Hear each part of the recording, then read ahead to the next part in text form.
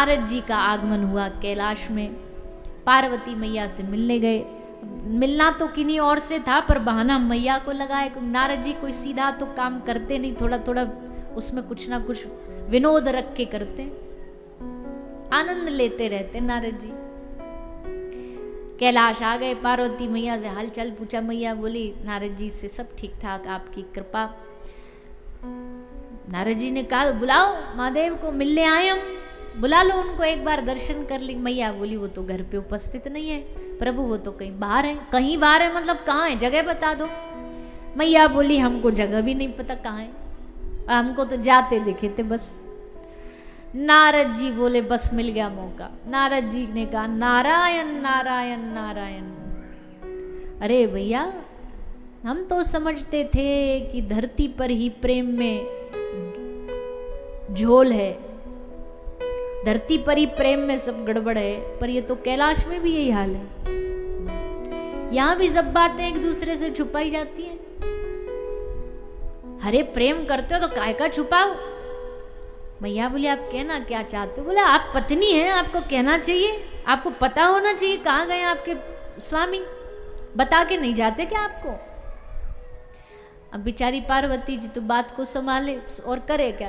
बोली नहीं नहीं बता के तो जाते, पर आज तो शायद जल्दी में भूल गए, जल्दबाजी में नहीं याद रहा होगा। नारद जी ने कहा अच्छा समझ गए, बात को संभाल रही हैं। बोले अच्छा बाकी सब बता देते हैं। बोले हाँ बाकी तो सब बता ही देते, तो बताओ। उनके गले में जो मुंडों की माला धारण करते हो किसके मुंड है बताइए। अब मैया जी तो फिर चुप हो गई, क्योंकि भगवान शंकर ने कभी बताया नहीं, इन्होंने कभी पूछा नहीं। मैया बोली नारद जी वो तो बस, बोले ये भी नहीं पता। बोले नहीं, राम राम राम राम, जब आपको ये नहीं पता कहाँ आ रहे हैं, कहाँ जा रहे हैं, कहाँ रुक रहे हैं, ये सब बातें नहीं बताते आपको, तो वो वाली बात तो बिल्कुल ही नहीं बताई होगी। अब तो मैया पार्वती का तो हमारा दिमाग घूम गया, कौन सी वाली बात। नारद जी से कहा हे गुरुदेव बताओ ना कौन सी बात। बोले नारद जी ने कहा ना हम नहीं बताएंगे, हमको वैसे ही हमारा नाम बदनाम है, नारद झगड़ा करवाता है, तुम्हारे घर में झगड़ा हो गया फिर हम पे बात आएगी। मैया बोली नारद जी एक बार बता दो, हम आपका नाम ही नहीं लेंगे बीच में कि ये आप बताए हो। नारद जी बोले पक्का। बोले हाँ। तो सुनो देवी, असल बात यह है कि भगवान महादेव ने आपसे ब्याह करने से पहले भी कई ब्याह कर रखे हैं, कई शादियां हो चुकी हैं महादेव की, बताया उन्होंने आज तक आपको। अब बेचारी मैया तो फिर एकदम चुप।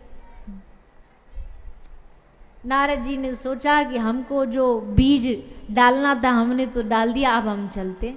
तो ले अपना वीणा नारद जी निकले। ये जा रहे थे, भगवान शंकर महादेव कैलाश की ओर आ रहे थे। महादेव ने देखा एकदम फुल स्पीड में भागे जा रहे नारद जी, कुछ ना कुछ बीज बो के आए। नारद जी बोले जल्दी पहुंचिए, आपको देवी मैया याद कर रही हैं। भगवान ने बोला आप कैलाश से आए हो तो पक्का याद कर ही रही होंगी, आप आए और हमको याद न करे ऐसा हो नहीं सकता। चलो देखते हैं क्या करके आए हो। आए भगवान महादेव तो नित्य की बात ही आते थे, तो मैया का नियम था, बेचारी दरवाजे पर एक टक खड़ी मिलती थी। नाथ आ रहे होंगे, स्वामी आ रहे होंगे, अब स्वागत करूंगी, भोजन पकाऊंगी, भोजन खिलाऊंगी। आज गायब। मैयाओं की नाराजगी भी तो बड़ी भारी होती है, क्योंकि जब खुश होती हैं तो बढ़िया बढ़िया गरम गरम फलका खिलाएंगी, बढ़िया रोटी सब्जी बनाएंगी, और ज़्यादा नाराज हो जाएं रोटी का साइज बता देता है कि आज ये नाराज है। ज़्यादा रोटी एकदम मोटी मोटी बना के जल्दी में गुस्सा में थाप के रख दे, समझ लो आज पारा चढ़ा हुआ है। सब्जी का नमक बता देगा कि आज नाराजगी है कि नहीं है। तो आज मैया गायब। महादेव बोले अरे भैया रोज मिलती थी, आज कहाँ आवाज़ लगाई। अरे सुनती हो जी, देखो हम आ गए, दरवाजे पे ठाड़े हैं कब से, इतनी देर से। एक बार बोले अरे जी सुनो तो, दूसरी बार बोले अजी सुनो तो भीतर से आवाज़ आई, अब मैं नहीं सुनूंगी, अब पहली वाली को सुनाओ।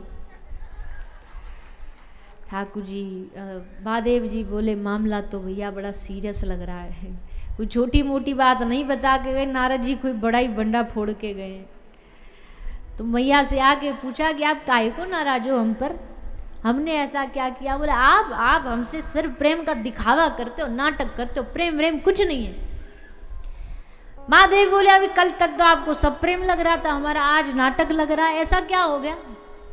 कौन सी चीज है जो हमने आपसे छुपाई? बोले कहीं बता के नहीं जाते, कभी हमको बताया नहीं मुंडों की माला क्यों पहनते हो। और ये सब छोड़ो, ये तो मैं जैसे तैसे सहन कर लेती, पर आज जो बात मुझे पता चली मेरा हृदय टूट गया। आपने हमसे पहले भी ब्याह कर रखे, शादी हो रखी है। वो तो भला हो नारद जी का जो समय रहते बता गए। अब तो महाराज भगवान महादेव पहले तो खूब हंसे। मैया बोली हमारा एकदम दिल टूट गया और आपको हंसी आ रही है। महादेव ने कहा जब हंसने वाली बात देवी हंसी आएगी।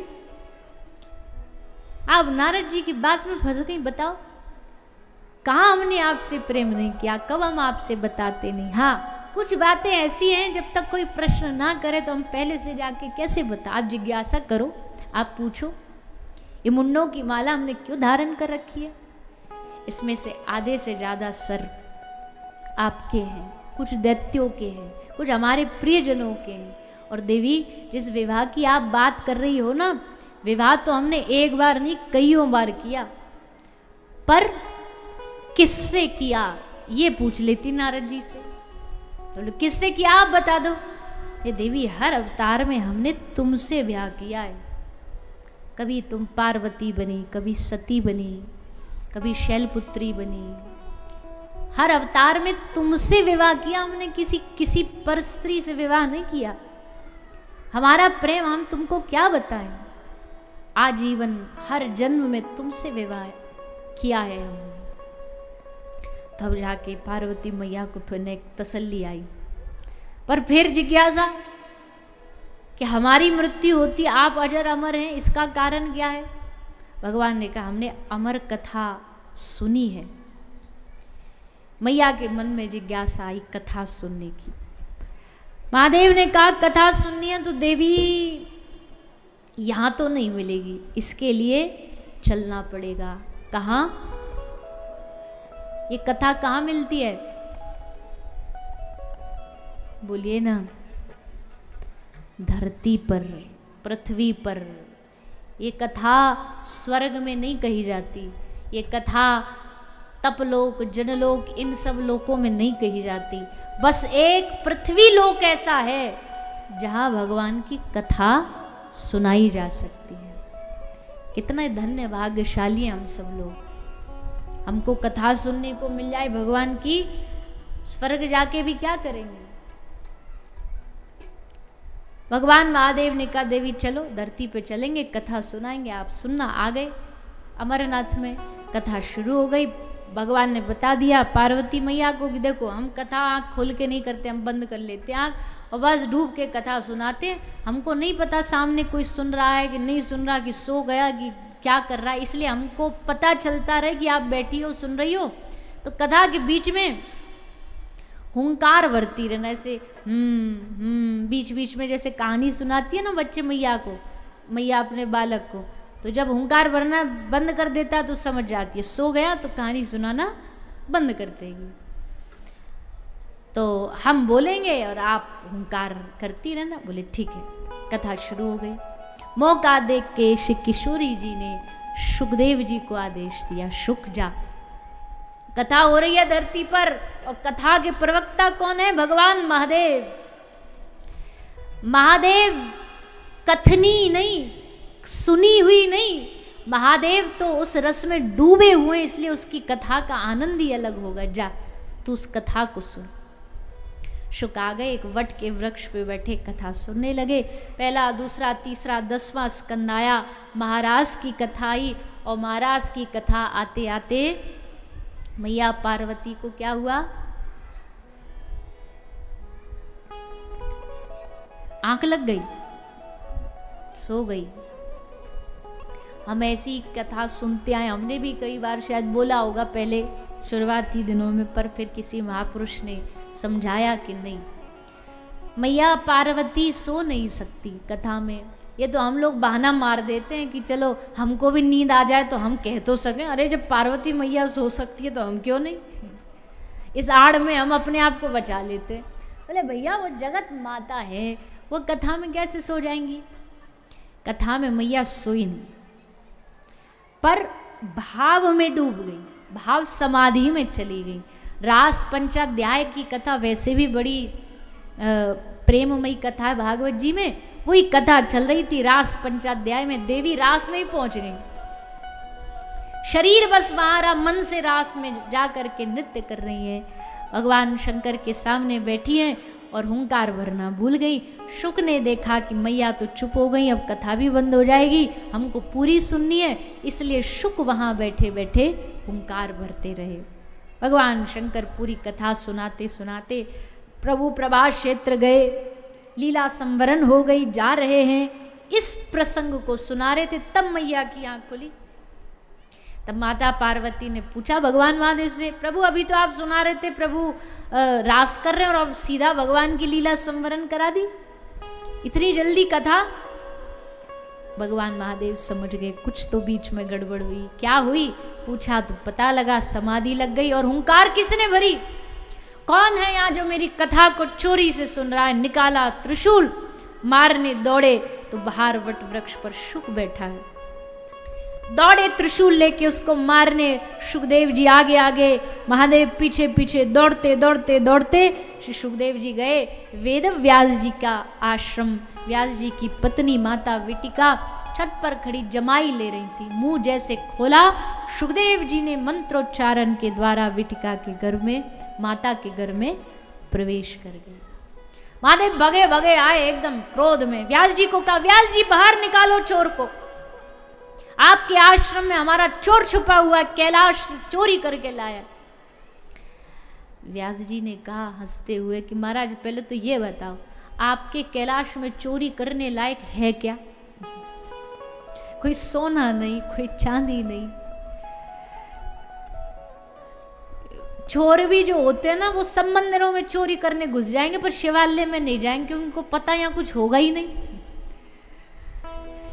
आपके कैलाश में क्या चोरी हो सकती है प्रभु। कुछ कोई महल नहीं, दो महल नहीं, एक महल बनाया था वो भी रावण महाराज को दक्षिणा में दे दिया। इनसे बड़ा दानी कौन होगा। गृह प्रवेश के लिए महाराज पंडित रावण को बुलाया गया, पंडित जी ने पूरी गृह प्रवेश की पूजा कराई।